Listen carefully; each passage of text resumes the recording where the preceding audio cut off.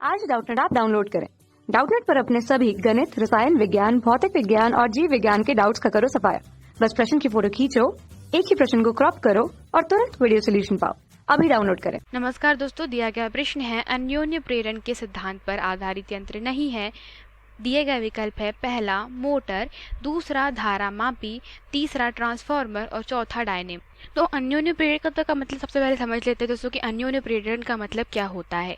तो अन्योन्य प्रेरण का मतलब यह होता है दोस्तों कि यह क्या है हमारे पास में, यह कोई कुंडली है, ठीक है। और इस कुंडली में दोस्तों हम लोगों ने क्या करा है कि मान लेते हैं यहाँ पे हम लोग क्या कर रहे हैं, इस कुंडली में धारा प्रवाहित कर रहे हैं, ठीक है। यहाँ पर कोई स्रोत लगा हुआ है जिसके कारण क्या हो रहा है दोस्तों, इस स्रोत के कारण क्या हो रही है, इस परिपथ में धारा प्रवाहित हो रही है आई। अब इसमें क्या हो रहा है दोस्तों, इस परिपथ में धारा के प्रवाह के कारण क्या होता है हम लोग जानते हैं, इस परिपथ में चुंबकीय क्षेत्र उत्पन्न हो जाएगा। और चुंबकीय क्षेत्र उत्पन्न होने के कारण दोस्तों अगर हम लोग क्या करते हैं कि इससे बहुत अल्प दूरी पर कोई दूसरी कुंडली रख देते हैं दोस्तों, इसी प्रकार के फेरे लपेटे हुए हैं, तो आप पाएंगे कि जो दोस्तों इसमें जो चुंबकीय क्षेत्र है, ठीक है, मतलब हमारी प्रवाहित धारा के कारण दोस्तों यहाँ पर जो चुंबकीय क्षेत्र है उसका जो कुछ भाग है दोस्तों वो किससे होकर जाएगा, वह जाएगा इससे। कैसे, वो भी देखिए, वह कुछ इस प्रकार से होते हुए जाएगा, ठीक है। क्योंकि दोस्तों हम लोग जानते हैं कि हमारे पास में जो पहली वाली कुंडली है उसका क्या रहेगा, जो चुंबकीय क्षेत्र है वो कैसा रहेगा दोस्तों, वह रहेगा कुंडली के भीतर एक समान और कुंडली के बाहर कैसा हो जाता है दोस्तों, फैलता हुआ। तो इस प्रकार से क्या हो जाएगा, उसका चुंबकीय क्षेत्र उत्पन्न हो जाएगा। तो इस प्रकार से चुंबकीय क्षेत्र उत्पन्न होने के कारण हम लोग क्या कह सकते हैं, हम लोग यह कह सकते हैं दोस्तों कि यहाँ से क्या हो जाएगा, इसका चुंबकीय क्षेत्र का कुछ भाग दूसरी कुंडली से बद्ध होने के कारण क्या होता है, यहाँ पर दोस्तों परिपथ में धारा प्रेरित हो जाती है। और आप अगर यहाँ पे गैल्वेनोमीटर लगा देंगे तो आपको परिपथ में क्या दिखेगा, आप अपने गैल्वेनोमीटर में विक्षेप देख सकते हैं। और विक्षेप का मतलब क्या होता है कि यहाँ पर दोस्तों इस परिपथ में धारा प्रवाहित हो रही है, मतलब, और ये धारा को क्या कहते हैं, प्रेरित धारा कहते हैं, जिसे आईपी से आप दर्शा सकते हैं, ठीक है। तो दोस्तों ये होता है अन्योन्य प्रेरण। अब बात करते हैं दोस्तों मोटर की, धारा मापी की, ट्रांसफार्मर की और डायनेमो की। तो दोस्तों अगर बात करी जाए विद्युत मोटर की, तो मोटर क्या होती है, मोटर दोस्तों हमारे पास में एक कुंडली से बनाई जाती है, ठीक है। तो दोस्तों यहाँ पर क्या है हमारे पास में, यह क्षेत्र चुंबक N और S है, यह बात करते हैं, यह क्या है, हमारी मोटर है।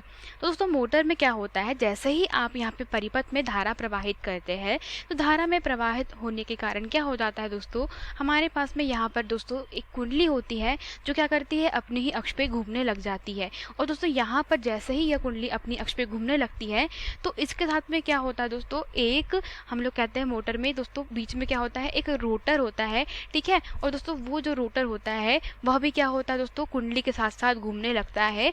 और इस प्रकार से दोस्तों क्या हो जाता है कि हमारी जो मोटर की हम लोग कह सकते हैं दोस्तों विद्युत ऊर्जा है वो काय में रूपांतरित होती है, यांत्रिक ऊर्जा में, ठीक है। यह क्या है, हमारी यांत्रिक ऊर्जा, और यह क्या है दोस्तों, हमारे पास में विद्युत ऊर्जा, ठीक है। तो इस प्रकार क्या हो रहा है दोस्तों, यहाँ पर आप देख सकते हैं कि क्षेत्र चुंबक के लिए आप सोचिए कि आप जो हमारी दंड चुंबक होती है, जैसे कि हमारी जो दंड चुंबक क्या होती है, NS होती है, तो आप इस दंड चुंबक को तो दोस्तों क्षेत्र चुंबक के रूप में नहीं रख सकते ना। तो आप यहाँ पे जो क्षेत्र चुंबक बनाते हैं वह किस बेसिस पे बनाते हैं, वह बनाते हैं दोस्तों किस पे, आप यहाँ पे एक हम लोग कह सकते हैं दोस्तों नर्म लोहे की करोड़ पे बहुत सारे फेरे लपेट करके क्या करते हैं दोस्तों, क्षेत्र चुंबक बनाए जाते हैं। और इस क्षेत्र चुंबक को दोस्तों बाहर से क्या दिया जाता है, पावर सप्लाई दिया जाता है स्रोत से। और इसके कारण दोस्तों क्या होता है, यहाँ पर चुंबकीय क्षेत्र उत्पन्न किया जाता है और फिर उस चुंबकीय क्षेत्र में दोस्तों क्या करी जाती है, धारावाही कुंडली को रखा जाता है। तो दोस्तों ये जो क्षेत्र चुंबक बनाए जाते हैं वह किस पे बेस्ड होते हैं, इनका जो मुख्य काम होता है दोस्तों वह कह सकते हैं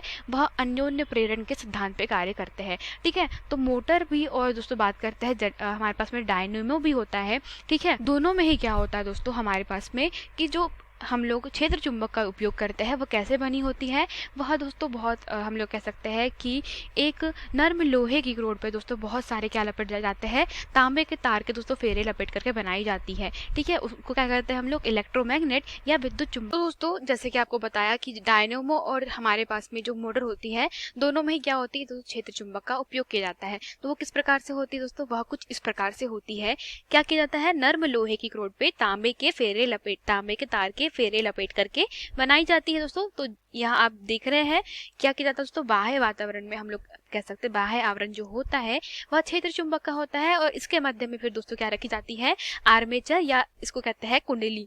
और फिर ये कुंडली दोस्तों क्या होती है, यह अपनी अक्ष के परितः दोस्तों क्या करती है, यहाँ पर घूमते रहती है। ठीक है, तो हम लोग कह सकते हैं दोस्तों कि डायनेमो और मोटर दोनों ही किस पे आधारित होती है, उसमें क्षेत्र चुंबक होती है, और इस क्षेत्र चुंबक को बाह्य परिपथ से क्या की जाती है दोस्तों, धारा दी जाती है, और इसको फिर वहां पर चुंबकीय क्षेत्र उत्पन्न कराया करके इसके मध्य में जो कुंडली रहती है वो घुमाया जाती है।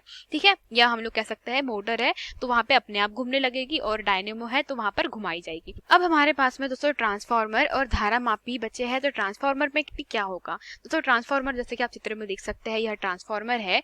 तो ट्रांसफार्मर कैसे बनाया जाता है, ट्रांसफार्मर पर दोस्तों यह जो होता है नर्म लोहे की क्रोड की पतली पतली पट्टियां होती है कुछ इस प्रकार से, और इन पतली पट्टियों की क्या की जाती है दोस्तों, जो ई आकार की पट्टियां है इसको क्या किया जाता है दोस्तों, इसको एक दूसरे पे रख करके बहुत सारी पट्टियां बनाई जाती है दोस्तों ई आकार की कुछ इस प्रकार से। ठीक है, तो ये पट्टियां दोस्तों इस प्रकार से रखी जाती है।